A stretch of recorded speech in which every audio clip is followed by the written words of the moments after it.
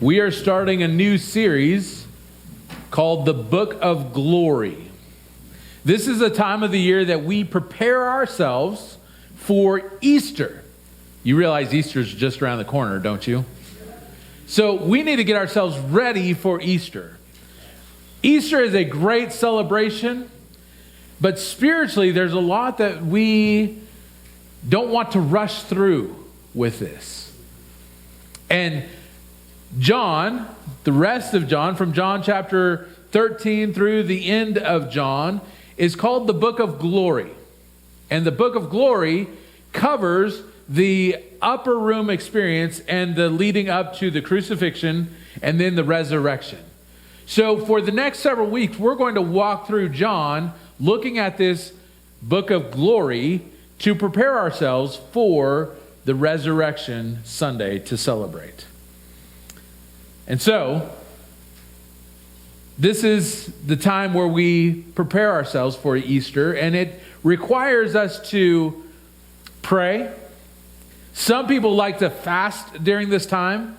I wouldn't suggest fasting for the entire 40 days, but maybe fast during the day, or fast from a meal, or fast from snacks. Some people like to fast from social media or television for 40 days. Yeah, that would be a lot. Some may need to fast from watching watching the news to get ourselves in the right headspace. Whatever it is, we need to spiritually not rush through these next several weeks, but actually work on acknowledging who Jesus is and what he's actually done for us. Preparing ourselves so that Easter Sunday is not just some other day that we go through, a holiday that we celebrate. We have, ham and eggs and wonderful meals, but it's a day where we actually spiritually get to celebrate what Jesus has done for us.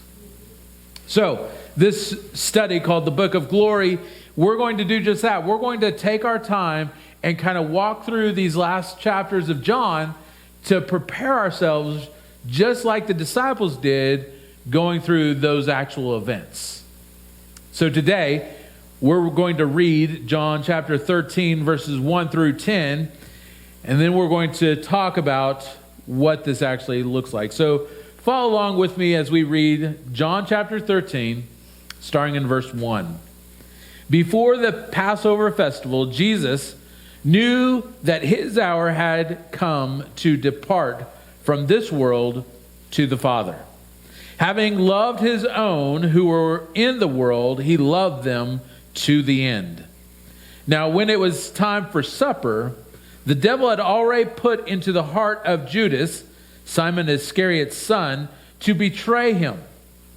Jesus knew that the Father had given him everything into his hands, and that he had come from God and that he was going back to God. So he got up from supper, laid aside his outer clothing, took a towel and tied it around himself. Next, he poured water into the basin and began to wash his disciples' feet, to dry them with the towel tied around him. And he came to Simon Peter, who asked him, "Lord, are you going to wash my feet?" Jesus answered him and said, "What I am doing you don't realize now, but afterwards you will understand." Peter answered and said, "You will never wash my feet." Jesus said, "If I don't wash you, you will have no part with me." Simon Peter said to him, "Lord, not only my feet, but my hands and my head." Jesus said, "The one who has bathed doesn't need to wash anything except his feet, but he is completely clean. You are clean, but not all of you." So the Book of Glory, let's talk a little bit about that. John is basically two halves of one whole. We look at the Gospel of John, and it's a whole book. But really, there's two parts to it. The first 12 chapters is called the Book of Signs, because there are 7 signs in those 12 chapters that point to who Jesus is. They reveal his ability to perform these miracles. They reveal his power over nature, and they reveal that he is God with us, that he is God in flesh. And so the 7 signs that are there, they culminate, they come to this great climax of Jesus raising Lazarus from the dead. We like that story of Lazarus, the friend of Jesus. He died. We don't like that part. But Jesus comes and he weeps over his friend's death and then calls him out. Lazarus, come forth. And Lazarus gets up and starts walking out of the tomb. Well, that's the end of the book of signs, because when Jesus gives life to Lazarus, he knows that that means the end of his life. As soon as Lazarus is risen from the dead, Jesus knows that the plot to kill him is now in full motion. And so we transition, John chapter 12 transitions to John chapter 13, and this is the upper room experience, the upper room conversation Jesus has with his disciples right before the crucifixion and resurrection. So all of John chapter 13 through all the way through John chapter 20, it all happens in just a few moments. But we're not going to rush through it. We're going to walk through it to catch what is going on, because there's a lot that happens in that upper room with Jesus. Spending time with him.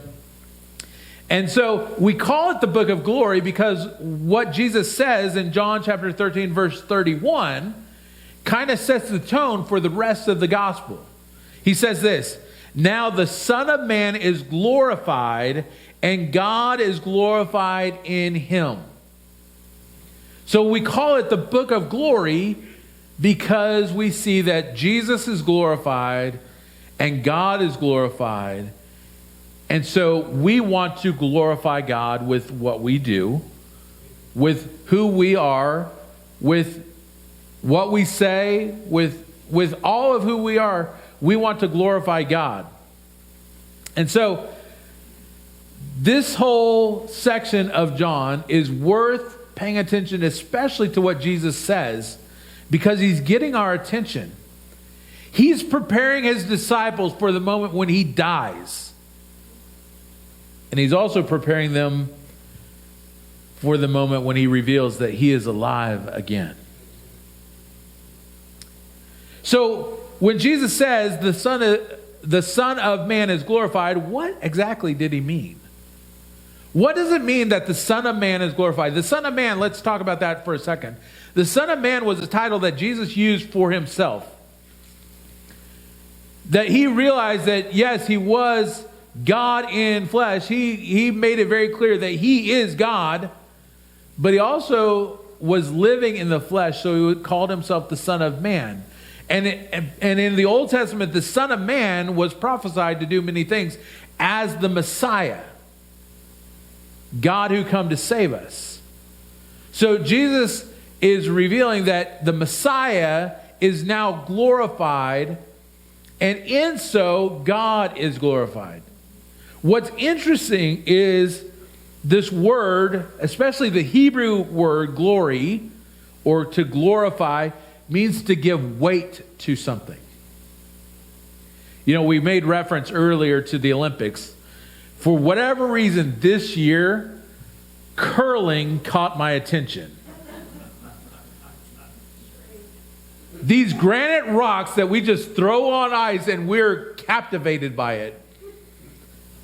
And those rocks had weight, but yet they glide so smoothly and they move so gracefully across the ice. What I'm saying is that the word glory means to give weight to, not weight as in a stone, like the curling rocks, but to give weight as in to recognize the value of, the importance of, to realize that something is substantial about this moment, about these words. So Jesus is saying, pay attention, because through all of these next several events, God is glorified. The Messiah is glorified. But I also don't want us to rush past this, because right here in those words, Jesus is revealing something significant. Let me take you back. Isaiah chapter 42, God himself says something interesting in verse 8. He says, I am the Lord, and I will not give my glory to any other. God doesn't share his glory with anyone. God alone is worth the glory. He is the thing that is most substantial in all of the universe. He is the one that is significant, that is all powerful, all knowing, all present. He is God alone. There is no one that can compare to him, and no one that God will say, I will share my glory with you. So when Jesus says the Son of Man, the Messiah, is glorified and God is glorified in him, he is saying he is God in flesh. Because there's no one else who gets the glory except God. And the Messiah is God on earth. So it's a clue that Jesus is God. And so to John, the author of this gospel, the word glory is huge. The word glory, every time he uses it, is pointing to a revealed part of who God is, part of God's character, part of God's nature. So in this passage, Jesus, we shift from the book of science to the book of glory, and the first story in the book of glory is Jesus stooping down to wash his disciples' feet. That doesn't seem like glory. That doesn't seem like honor. That doesn't seem like significance. But yet it is the first revelation of God's glory, is that Christ is glorified when he serves. God's character is that he serves those whom he loves. He cares for and cleanses those who he loves. So before Jesus is lifted on the cross, before he is held high, he stoops down low and takes a towel. Before he receives the crown, he carries the basin to wash feet. So the book of glory opens with not with power or honor, but with an act of service. And I want to look closer at this act of service, because we can see that Christ is glorified as he serves, and he serves by, the first part is loving people. It starts very, very clearly. He says in verse 1, he says, having loved his own who were in the world, he loved them to the end. Christ serves people by loving them. He serves us by loving us. He served his disciples by loving them. And it comes with that attitude. The act of service would mean nothing if he had the bad attitude to go with it. Well, I'm washing your feet because no one else is going to touch those things. No one else is offering to get down here, so I guess I have to do it. No, he does it because he loves them. You can tell the difference in acts of service, whether they want to do it or not, based on just their attitude. Beth and I were out, and we were at a restaurant the other day, And we could just tell this lady did not like being there at the restaurant. It was her job to be the hostess, to seat us at the table, but you could tell in her attitude she did not want to do this. She barely looked at us. She barely said anything to us. And when she sat us down, she said, "There you go." And then just walked away. You could tell. And other times you know that those who are serving you, that they enjoy it, that they get something out of it because they are excited to do so. Yes, it may be a job that no one wants to do, but just serving people gives fulfillment, gives enjoyment to those because they want to love others. Jesus here, he wasn't asking anything of his disciples. He wasn't condemning them because they weren't willing to get down there. He didn't expect anything in return from this. He just simply did this act of service of washing their feet because he loved them. You know, I know of churches that they have a foot washing ceremony around this time. I also know that it probably would not be something our church would want to do because some of you don't like people touching your feet. So we're not doing foot washing here. What I want you to realize is that Jesus did do that because he loved. He wanted to love them through this act of service. I also find it interesting because he loved them knowing that Judas was about to betray him. It says there that at this hour, the devil had already put into his heart that he was going to betray Jesus. Jesus already knew that Judas was about to turn him over to be crucified, and yet Jesus served him. Jesus knew that Peter was about to deny him 3 times. That Peter in this story, he's being stubborn, but it's not, this is just the beginning of his stubbornness. Peter was going to deny him, yet Jesus served him. Jesus knew that the other disciples, the rest of them, were going to scatter and run and hide, yet Jesus chose to serve them because he loved them. He loved them until the end. We often serve people because of what we get out of it, don't we? Maybe some sense of satisfaction that I did something for somebody else, or that I can get recognition. I find it interesting, the NFL, the professional football players, they give an award to those who serve their community the most. And it's now become the top honor of the NFL. But yet a lot of people are doing it just to get that kind of recognition. Jesus does it because he loves them. He doesn't want the accolades or the acknowledgments. He just wants to love the people. His glory is revealed in his loving of us. So when he says the Son of Man is glorified, it's glorified because he loves you and me.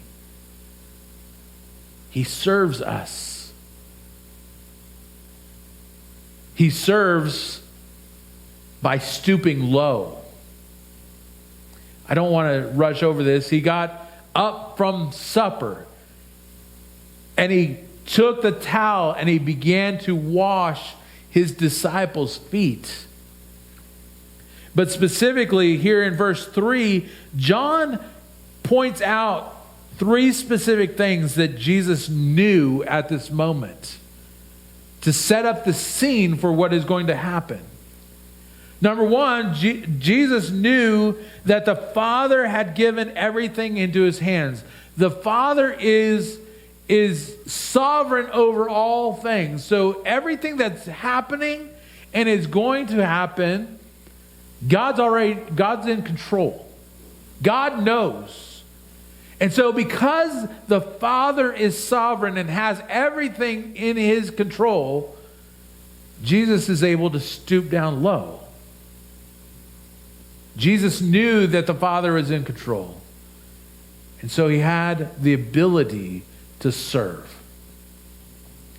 It also says that he knew that Jesus had come from God the Father. So Jesus knew his identity was the Messiah. It is God in flesh on earth. He knew that he was God. And so his identity in God gives him the ability to serve others. And then it says that he knew he was going back to the Father. He knew these three things about himself. Why in the world would we be privileged to see into Jesus' mind right here? Why would we need to know that Jesus himself knew these things? It's because those are the same three things we need to know in order to serve others. We need to know that God is ultimately always in control. We can't control how people react, what people are going to say. We can't control society around us, the events of the world.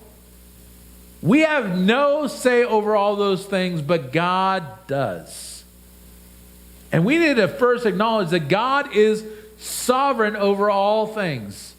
And that gives us the freedom to not worry about trying to figure out the world's problems. We could drive ourselves crazy trying to figure out the answers to society. We don't have to worry about that.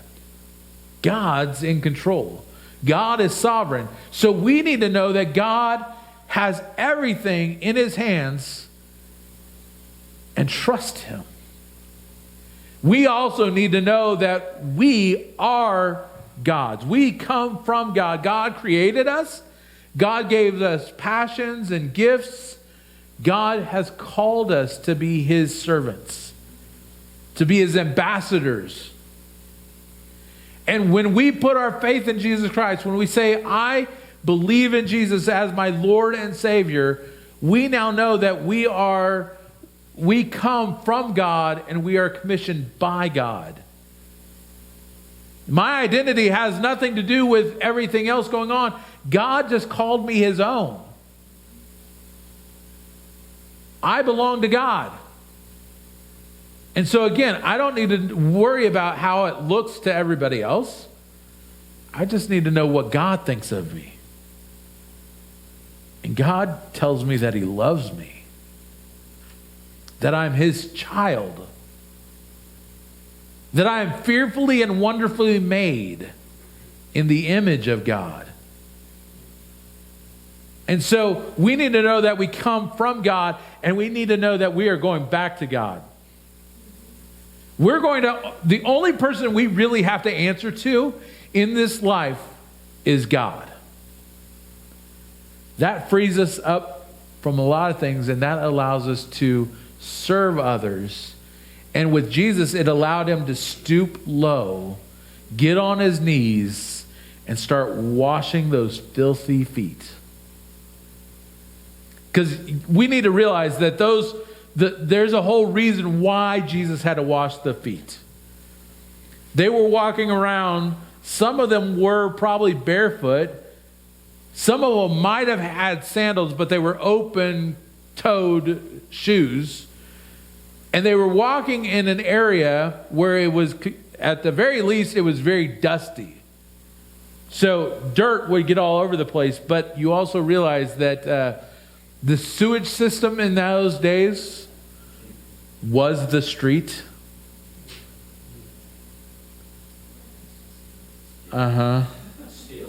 Still.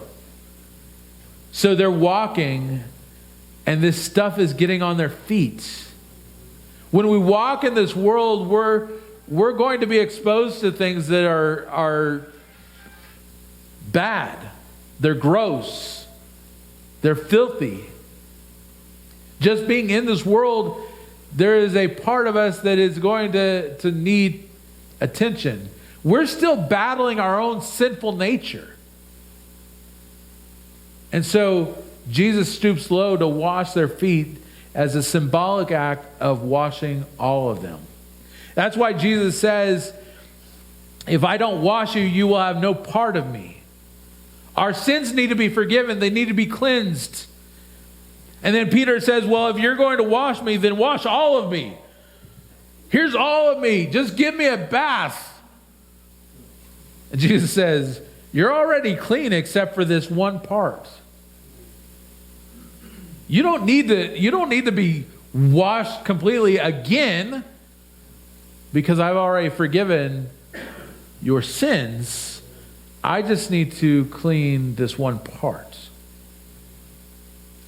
So we need to let God cleanse us.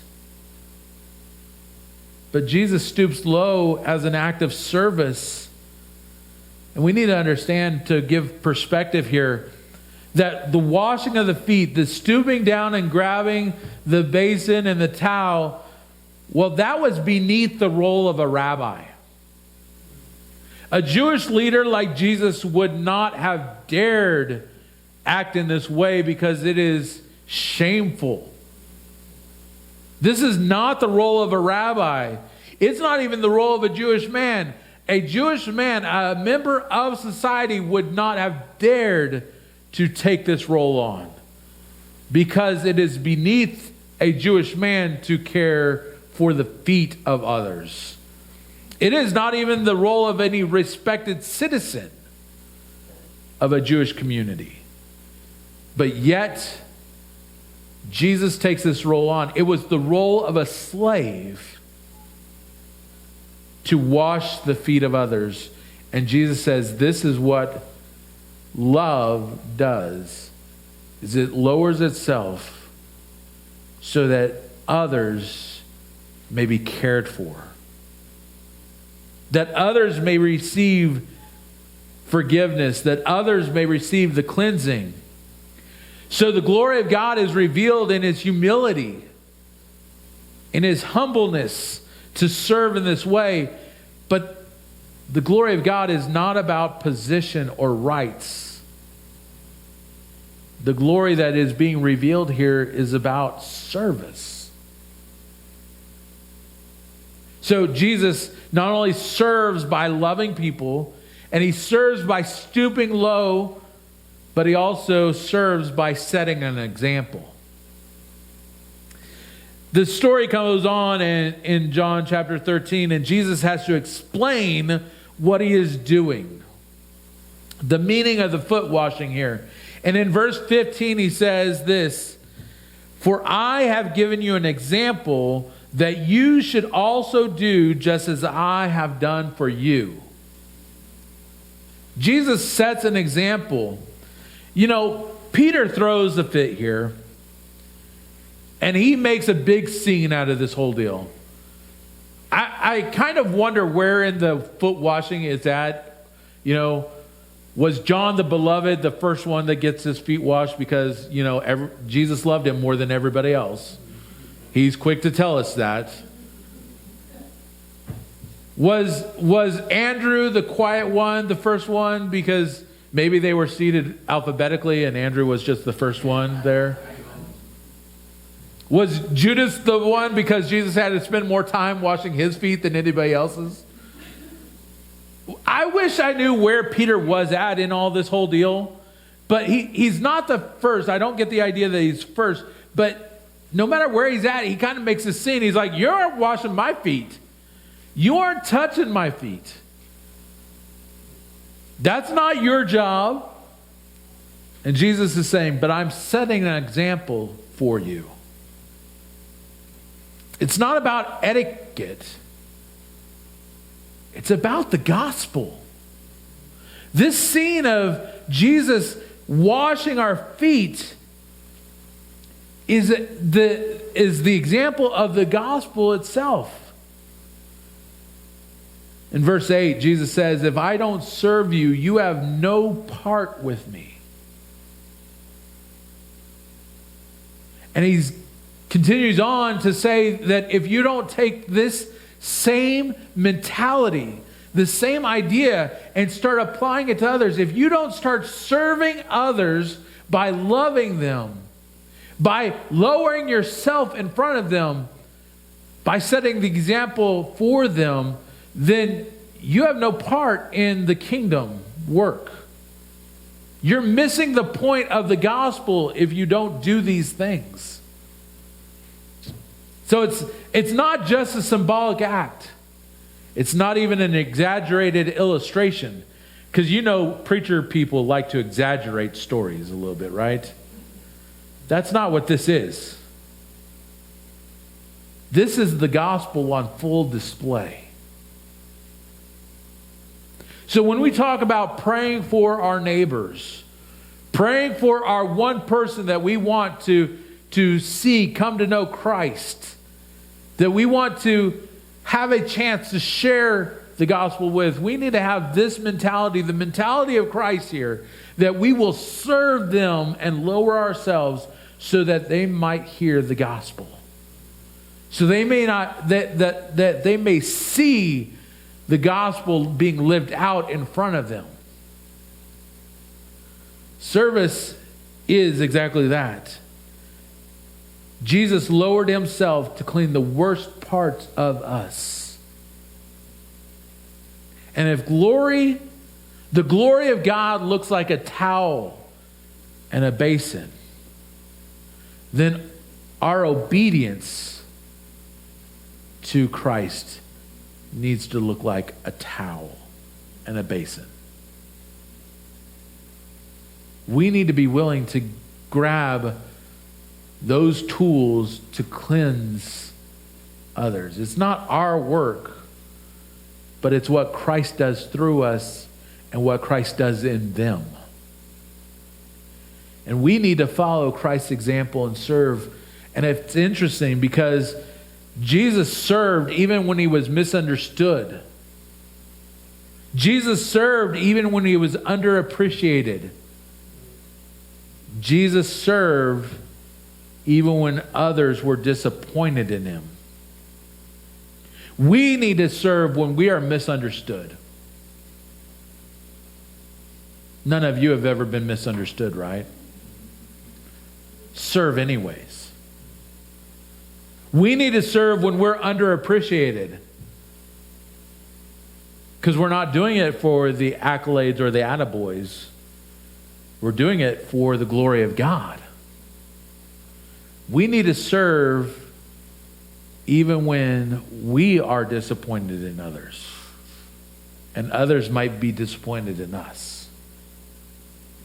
As Jesus prepared himself for the cross, as Jesus was getting in the mindset that I have come here to die in the place of these sinners to show them my love, he humbled himself to the role of a servant. And we see that as a servant, the glory of God was revealed here. So today I want you to take a look at Jesus' example and ask yourself this. Do people see Jesus in how I serve others? Do people see Jesus in me as I'm serving? As I'm lowering myself? Oh, but washing toilets is beneath me, Pastor. Do you know I have degrees? I have been paid big bucks. I don't need to be washing a toilet. I don't need to be pick the task. What task is it that we think is beneath us? If this was the lowest assignment in Jesus' day and he picked up that towel and basin because nothing was beneath him, and he's God,